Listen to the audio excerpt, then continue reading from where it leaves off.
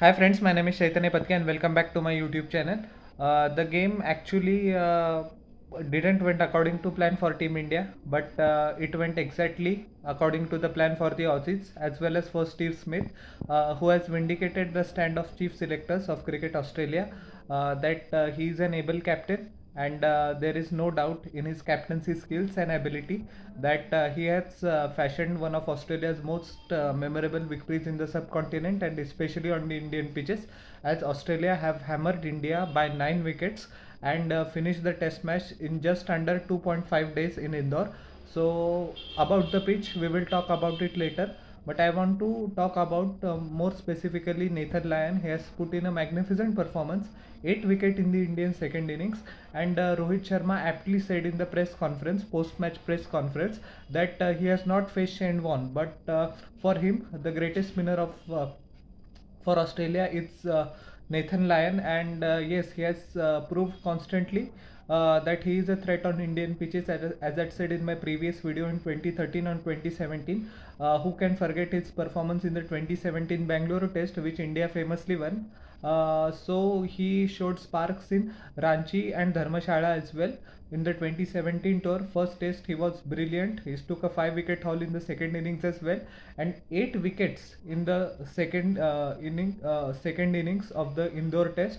Although it is understandable that the pitch was not conducive to batting at all, but what happens is that in case of a fast bowler, sometimes it is if they see a green track or a green pitch, they get overtly excited, and for example they cannot concentrate on their line and leg and reap the appropriate rewards according to the pitch because of the excitement and an element of overconfidence, I would say.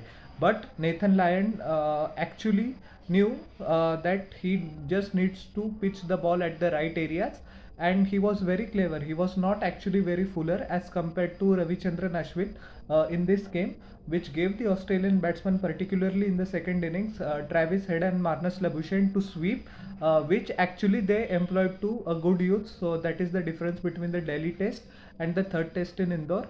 And the cover drives were also terrific by by Travis Head, who actually chose the aggressive option, and I quite like it. And if you remember, in the second test match in Delhi, before the collapse on the third day, Matthew Wade played excellently well, scoring 41 or 43 runs with sweep shots only. But he has shown his true character and potential in the third test, and there is no doubt that Travis Head is one of the vital cog going into the fourth test match at the Narendra Modi Stadium, which is going to begin on March 9. So effectively, Nathan Lyon actually pitched the ball just a shot of good length, gave the ball ample time to turn, varied his speed nicely, and bowled according to his field set, which is very essential.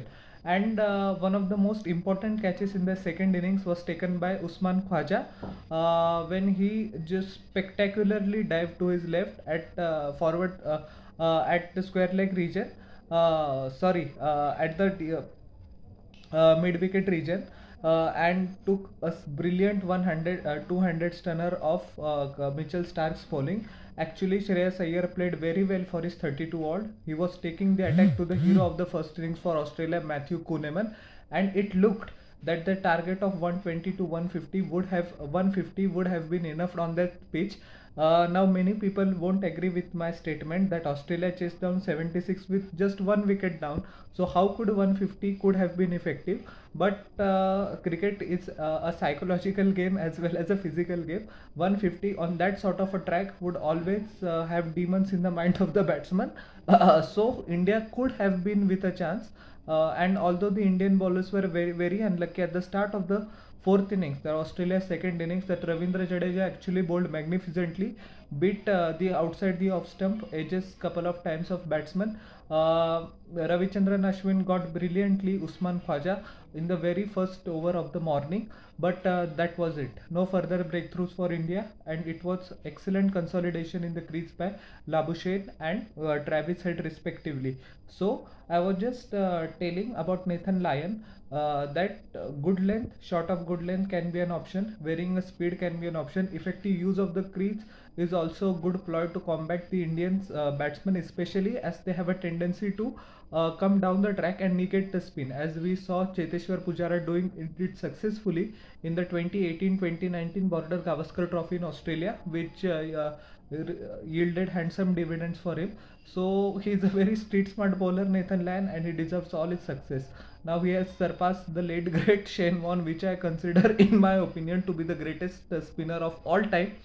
Uh, he has surpassed Shane Warne as well, so that is quite an achievement of taking most wickets in Indian pitches as well as in the subcontinent. That is Pakistan. You can count UAE as well, because Pakistan used to play most of the cricket there. Sri Lanka, Bangladesh, and India. And Nathan Lyons performed exceedingly well in the 2017 Bangladesh tour as well, if the Aussie cricket fans can remember. 100 out of 100, and we have to give credit to Australia. On a turning track, they showed better application, better shot selection, and better temperament than the Indian team. And sometimes the pitch actually, which was rated poor by the ICC, I have some problem with that. Although I fairly admit that it was not conducive for a 5-day pitch, but you know what? It is not always very crucial that the pitches from Indian subcontinent get rating.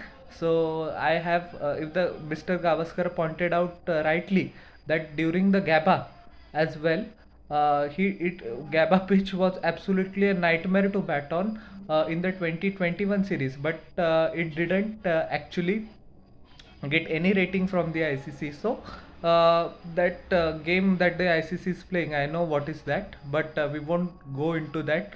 That is not the pitch, but I am also not defending the pitch.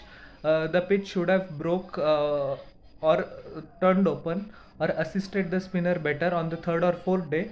But that was the pitch was showing that characteristics on the first day itself. So that is not the way to be, and the curators and the selectors will have to bear the thought in mind that on a square turning track, please listen very crucially, that on a square turner, are Indian batsmen able to play the likes of Nathan Lyon very effectively and negate his effect and score big runs, so that Ravichandran Ashwin, Akshar Patel, and Ravindra Jadeja can allow the three of them can trap Australia on a spinning track very efficiently and very, I would say, with thought and application as compared to Australia.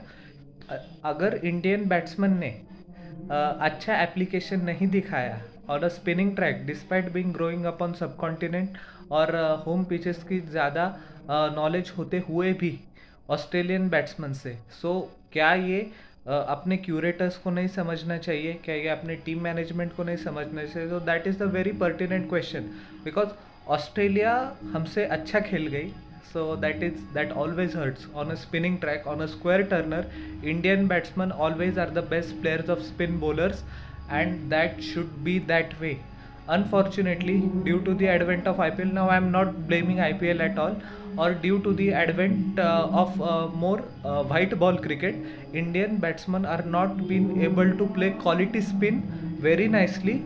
We remember Matthew Adam Zampa also traps Virat Kohli quite a few times, despite the fact that he being a spinner on Indian as well as Australian wickets.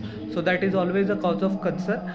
Basic elements in playing spin bowlings, our batsmen have unfortunately forgot that, or just they don't have enough practice. I have problem of shot selection with Shubman Gill as well.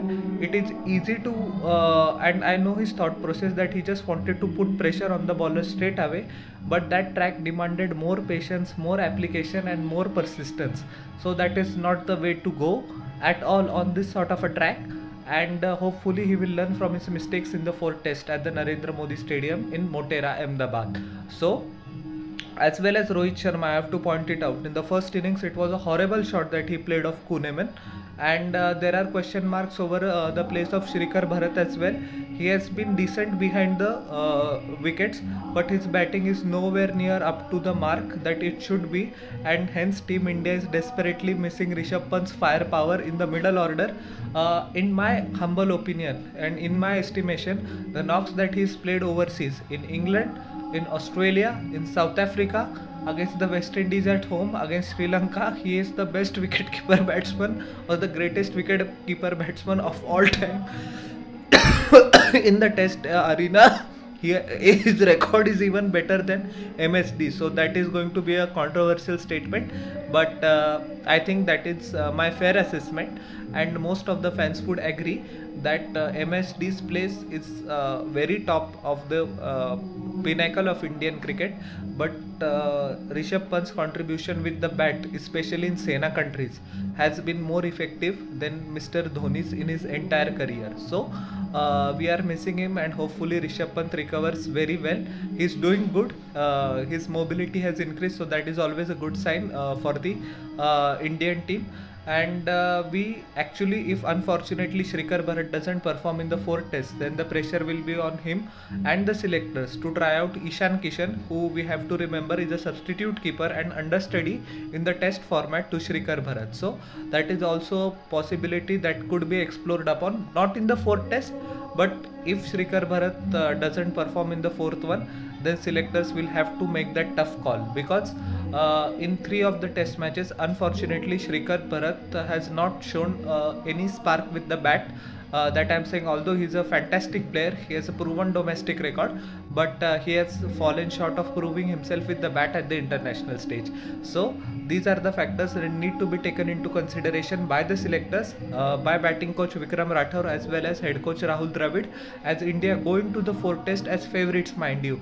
And I said at the start, when I made the preview of the second test, that India is going to win, with all due respect to Australia, so they have just reversed my prediction, so I have to eat the humble pie.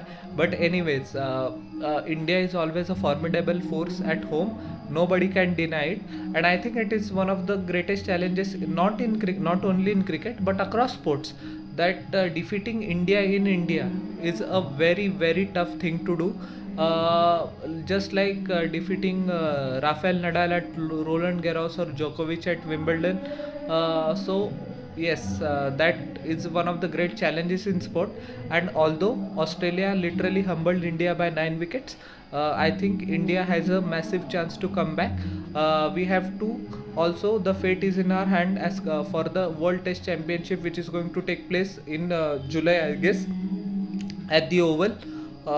If India win the match, then we automatically qualify along with Australia, who qualified, cemented their spot in the final because they have a higher win percentage. Now Sri Lanka has to defeat New Zealand 2-0. There are no two ways about it. If Sri Lanka wins 1-0 or the series ends 1-0, or if the series is 1-1, or New Zealand wins 2-0, so still India and Australia will play the final. For Sri Lanka to qualify, they need to beat New Zealand in New Zealand by 2-0, which is actually a very enormous task. So almost assured that India will go to the final, but it is cricket, funny things happen. And so we just have to make sure that we defeat Australia, which I am sure we will if we show some application with the bat and good shot selection and decent pitch to play on, which gives a fair chance to both India and Australia. Then we are the better team in Indian condition, miles down. This I am saying with due respect to Australia, so it will be interesting to see how the fourth test pans out, but favorites will be India. So how did you like my analysis of the post-match analysis, I beg your pardon, of the second test match? Please tell in the comment section below, and don't forget to like, share and subscribe to my YouTube channel for further notifications.